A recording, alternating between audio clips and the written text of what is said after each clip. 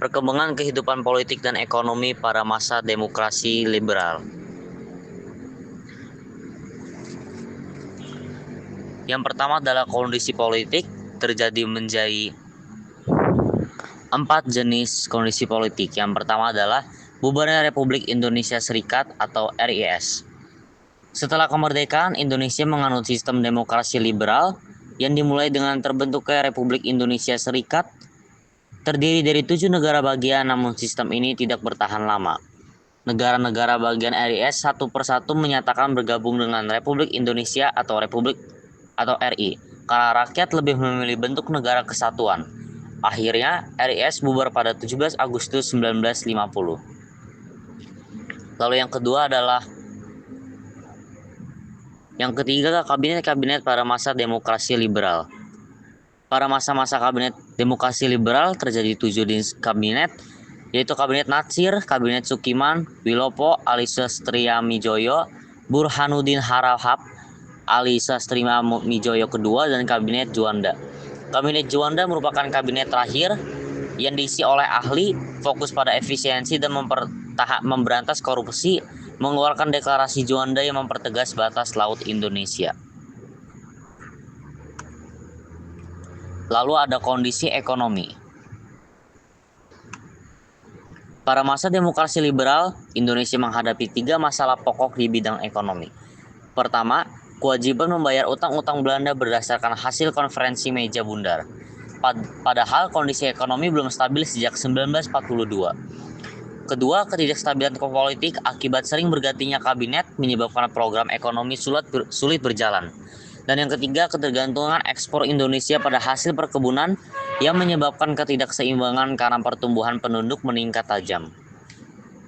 Untuk mengatasi masalah tersebut, Menteri Keuangan Sumitro Jojo Hadikusumo merancang gerakan Banteng, yaitu upaya mengubah ekonomi kolonial menjadi ekonomi nasional dengan memberi bantuan kredit kepada pengusaha pribumi.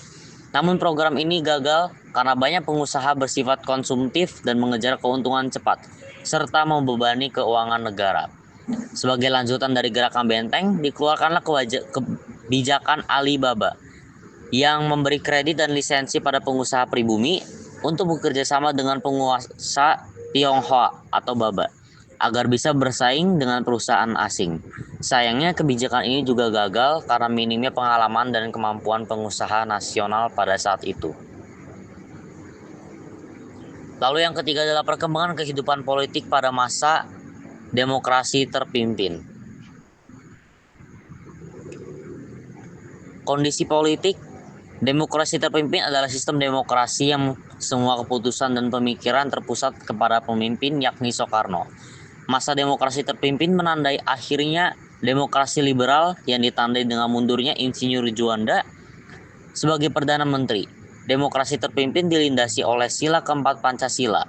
Menurut TAP MPRS, demokrasi terpimpin adalah demokrasi kerakyatan yang dipimpin oleh hikmat kebijaksanaan dalam permusyawaratan perwakilan, yang berintikan musyawarah untuk mufakat secara gotong royong di antara semua kekuatan nasional yang progresif revolusioner dengan berporoskan nasionalisme, agama, dan komunisme. Latar belakang terjadinya demokrasi terpimpin adalah konstituante yang gagal dalam menyusun Undang-Undang Dasar baru untuk menggantikan Undang-Undang Dasar 1950. Terjadinya masalah keamanan nasional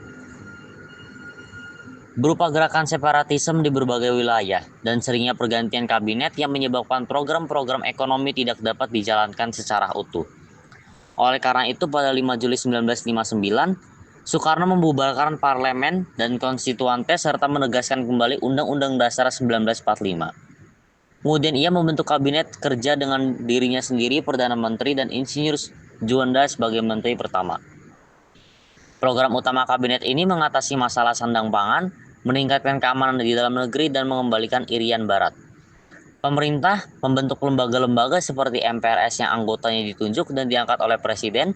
Selanjutnya dibentuk pula Dewa Pertimbangan Agung atau DPA melalui penetapan Presiden yang dipimpin langsung oleh Presiden Soekarno. Selanjutnya adalah kondisi ekonomi. Untuk kondisi ekonomi pada masa demokrasi terpimpin, Sistem ekonomi yang dianut adalah etatisme, yaitu seluruh kegiatan ekonomi diatur dan dikendalikan oleh pemerintah. Sistem ini juga dikenal sebagai sistem ekonomi komando. Namun pendekatan ini justru menghambat pertumbuhan ekonomi, menyebabkan defisit anggaran yang tinggi dan melemahkan keuangan negara karena pengeluaran negara terus meningkat sementara pendapatan stagnan. Untuk memperbaiki keadaan ekonomi, pemerintah mengeluarkan kebijakan Deklarasi Ekonomi pada 28 Maret 1963 yang berisi 14 program dan Dekon bertujuan menciptakan ekonomi nasional yang bebas dari imperialisme dan kolonialisme. Namun pelaksanaannya tidak berjalan efektif dan malah menyebabkan stagnasi ekonomi, bahkan pada tahun 1961 hingga 1962 yang terjadi lonjakan inflasi hingga 400%. Oke, kondisi ekonomi semakin diperburuk oleh konfrontasi dengan Malaysia yang menambah beban keuangan negara. Konfrontasi ini dipicu oleh pembentukan Federasi Malaysia yang dianggap sebagai bentuk neokolonialisme oleh Inggris dan sekutunya. Soekarno menentang rencana ini karena dinilai mengancam kemerdekaan Indonesia dan negara-negara lain di Asia Tenggara. Untuk menanggulangi inflasi, pemerintah mengeluarkan kebijakan moneter melalui penetapan Presiden nomor 27 tahun 1965 dengan memotong nilai mata uang Rp1000 menjadi Rp100. Namun kebijakan ini tidak efektif dan justru memperparah inflasi. Pada tahun 1965, Indonesia juga mengalami krisis devisa dan untuk pertama kalinya harus menggunakan hampir seluruh cadangan devisa untuk membayar utang luar negeri, terutama kepada Amerika Serikat yang sebagian besar digunakan untuk membiayai konfrontasi Indonesia-Malaysia. Indonesia dalam pusaran perang dingin. Dalam kurun waktu antara masa awal kemerdekaan, masa demokrasi liberal hingga masa demokrasi terpimpin, dunia mengalami era perang dingin.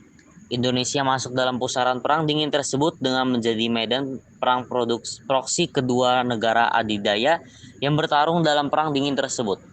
Hal itu terlihat nyata melalui peristiwa pemberontakan PKI Madiun dan mencapai puncaknya pada peristiwa gerakan 30S PKI di tahun 1965. Perang Dingin adalah suatu periode ketegangan politik militer dalam kurun waktu 1947 hingga 1991 antara dua negara, Amerika Serikat dan Uni Soviet. Era Perang Dingin dimulai pada 1947, 2 tahun setelah berakhirnya Perang Dunia Kedua. Sepanjang 4 dekade, Uni Soviet dan Amerika Serikat terlibat dalam Perang Dingin. Kedua negara ini, adidaya ini berusaha saling menghancurkan. Keduanya juga berlomba-lomba mencari pengikut di negara-negara dunia ketiga, termasuk Indonesia dalam rangka memperluas ideologinya.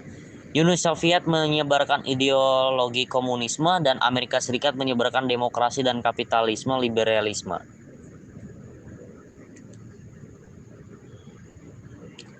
Lalu yang kedua adalah pengaruh Perang Dingin terhadap Indonesia. Yang pertama adalah periode sebelum 1955. Tokoh PKI Musso bolak-balik dari Jakarta ke Moskwa, ibu kota Uni Soviet, hingga tahun 1948 dalam rangka memperkuat gerakan komunisme di Indonesia, dengan sasaran merebut kekuasaan dan menjadikan Indonesia negara komunis. PKI di bawah pimpinan Musso dan Amirus mewujudkan niatnya pada 18 September 1948 yang pada saat itu PKI melancarkan pemberontakan di Madiun. Indonesia berhasil menumpas pemberontakan tersebut. Musso dan Amir Syarifudin tewas. Musso ditembak dalam pelariannya ke Ponorogo, Jawa Timur, dan Amir ditangkap dan ditembak mati 19 Desember. Amerika Serikat yang senang mendengar berita keberhasilan Indonesia menumpas pemberontakan PKI Madiun, sebagai bentuk apresiasi, Amerika Serikat mendesak Belanda agar menghentikan agresi dan segera meninggalkan Indonesia. Ketika itu Belanda sedang melancarkan agresi terhadap Indonesia yang dikenal dengan agresi militer Belanda kedua. Hingga hubungan Amerika-Indonesia berlanjut pada awal 1950-an. Pada masa Kabinet Sukiman, pemerintah Indonesia menandatangani perjanjian keamanan bersama negara Amerika Serikat yang disebut Mutual Security Act atau MSA. MSA ditandatangani pada Januari 1952 oleh Menteri Luar Negeri Indonesia. MSA menggantikan program Marshall Plan yang diberikan saat Perang Dunia Kedua berakhir. Dengan demikian, MSA tidak hanya dilakukan dengan Indonesia tapi juga dengan negara lain yang berkomitmen bekerja sama dengan Amerika Serikat membentuk pengaruh komunisme. Namun ternyata perjanjian kerjasama oleh Manlu Soebarjo tersebut dilakukan tanpa melibatkan parlemen. Hal tersebut memicu kecaman keras dan mosi tidak percaya terhadap kabinet Sukiman. Dan Sukiman dianggap sengaja memihak salah satu blok dalam Perang Dingin, yaitu blok Barat yang jelas-jelas melanggar politik luar negeri bebas aktif. Lalu yang kedua adalah periode 1955 hingga 1965. Presiden Soekarno mengeluarkan dekret presiden yang isinya mengembalikan Indonesia ke Undang-Undang Dasar 1945. Dekret ini menjadi awal dari sistem demokrasi terpimpin. Sejak saat itu, kebijakan politik luar negeri Indonesia semakin dekat ke Uni Soviet dan negara-negara blok timur termasuk Tiongkok, sehingga pandangan politik dipengaruhi oleh komunisme, dan ia menyebut poros baru politik internasional sebagai poros Jakarta, Hanoi, Pyongyang, dan Phnom Penh. Hubungan Indonesia dan Amerika Serikat memburuk karena Amerika Serikat merasa Indonesia terlalu dekat dengan Uni Soviet dan PKI. Soekarno kemudian bersikeras kepada Amerika Serikat, terutama sejak Amerika Serikat dianggap ikut campur dalam pemberontakan Parmesta. Meskipun begitu, kerjasama ekonomi masih ada. Misalnya pada 1960-an, Amerika Serikat memberi bantuan sebesar $350.000 Amerika Serikat untuk reaktor nuklir di Bandung dan tambahan $141.000 untuk mendanai riset.